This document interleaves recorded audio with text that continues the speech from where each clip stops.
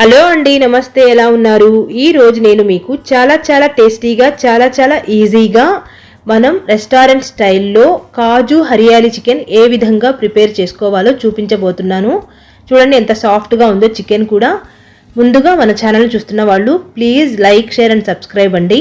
Like చేయడం మర్చిపోవద్దు, అదేవిధంగా సబ్స్క్రైబ్ చేయడం కూడా మర్చిపోవద్దు. ఇప్పుడు మనం తయారీ విధానం చూద్దాం.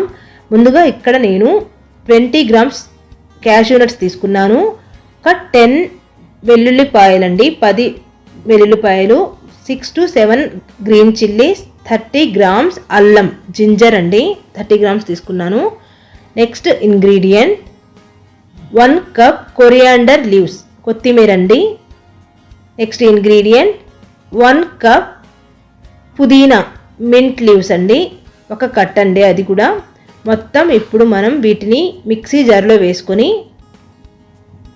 చికెన్ మ్యారినేషన్ కావలసిన మసాలాని ప్రిపేర్ చేసుకుందాం. చూస్తున్నారు కదండి, ఈ కొత్తిమీర పుదీనా అంతా వేసేసుకుందాం. ఇప్పుడు ఇందులో ఒక 3 టేబుల్ స్పూన్స్ కర్డ్, పెరుగు వేసుకుందాం. వాటర్ ఏం వేసుకోకుండా ఇప్పుడు మనం దీన్ని ఈ విధంగా పేస్ట్ చేసుకుందాం.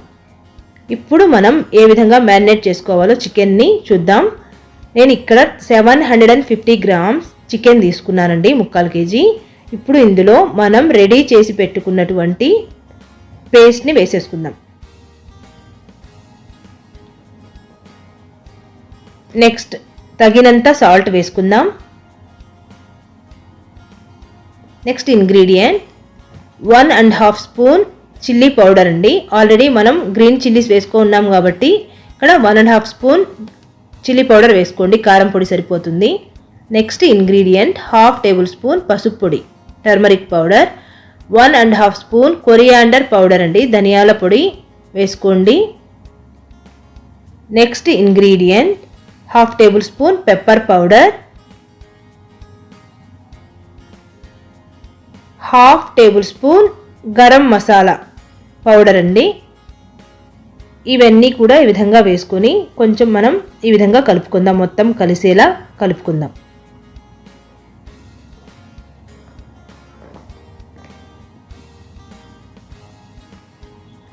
ఇప్పుడు ఇందులో 1/2 లెమన్ జ్యూస్ అండి, గింజలు లేకుండా ఈ విధంగా వేసుకోండి. లెమన్ చిన్నదిగా ఉంటే మీరు ఫుల్ లెమన్ జ్యూస్ని వేసేసుకోండి. ఇప్పుడు మనం దీన్ని బాగా కలిసే విధంగా కలుపుకుందాం. ఒక 2 గంటల వరకు మనం ఈ చికెన్ని ఫ్రిడ్జ్లో పెట్టేద్దామండి. ఇప్పుడు చికెన్ చాలా టేస్టీగా ఉంటుంది. ఈ విధంగా 2 గంటలు మనం ఫ్రిడ్జ్లో పెట్టేద్దాము. ఇప్పుడు నెక్స్ట్ 2 అవర్స్ తర్వాత మనం ప్రిపరేషన్ ఏ విధంగా చేయాలో చూద్దాం. చూడండి, ముందుగా స్టవ్ ఆన్ చేసుకుని ఒక ప్యాన్ పెట్టేద్దాం. ఇందులో 3 స్పూన్స్ ఘీ వేసుకుందాం.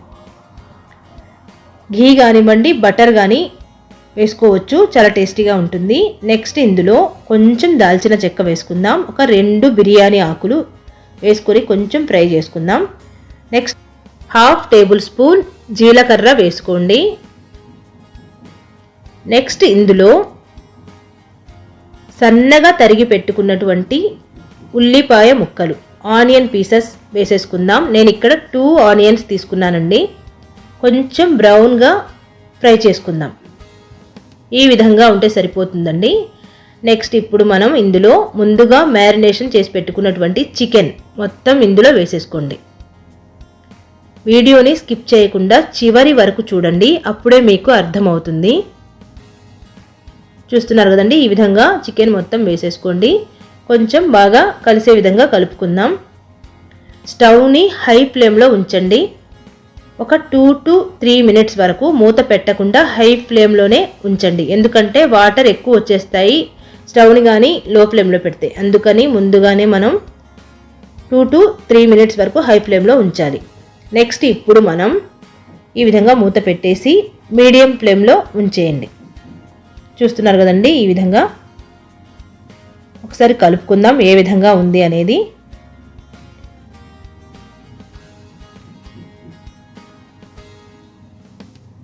నెక్స్ట్ ఇప్పుడు మనం ఒక 5 to 7 మినిట్స్ వరకు లో ఫ్లేమ్లో ఉంచండి స్టవ్ని. ఈ విధంగా మూత పెట్టేసి 5 to 7 మినిట్స్ వరకు ఉంచేయండి.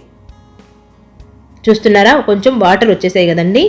ఈ విధంగా ఈ వాటర్లోనే చికెన్ అంతా బాగా ఉడికిపోతుంది. మనం సపరేట్గా వాటర్ని వేసుకోవాల్సిన అవసరం ఉండదు. మరి ఎక్కువ వాటర్ వచ్చేసినా కానీ చికెన్ టేస్ట్ మారిపోతుందండి. అందుకని ఈ విధంగా మనం ఉంచాలి. చూస్తున్నారు కదండి వాటర్ ఎలా ఉన్నాయో, సరిపోతుంది.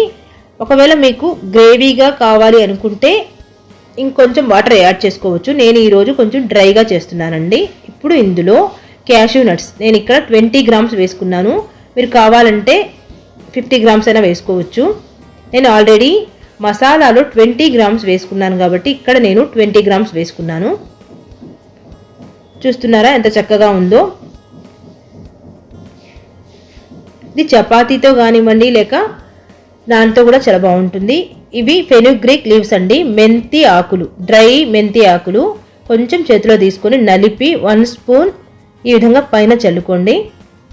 ఇది చాలా చాలా ఆరోగ్యానికి కూడా చాలా మంచిది, టేస్టీగా కూడా ఉంటుంది. ఇవి ఉంటే వేసుకోండి, లేకపోయినా పర్వాలేదు, ఉండాలని ఏం లేదు. ఈ విధంగా మొత్తం కలిసే విధంగా కలుపుకుందాం.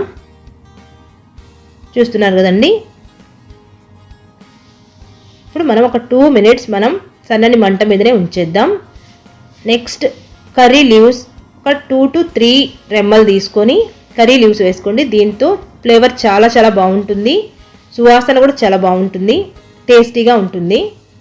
చూస్తున్నారా మన కాజు హరియాలి చికెన్ ఎంత చక్కగా ఉందో ఇప్పుడు రెడీ అయిందండి. ఈ విధంగా ఇప్పుడు మనం ఒక ప్లేట్ తీసుకొని దీన్ని సర్వ్ చేసేసుకోవడమే. చపాతీతో కానివ్వండి, పరాఠాలో కానివ్వండి, నాన్తో కానివ్వండి చాలా చాలా బాగుంటుంది.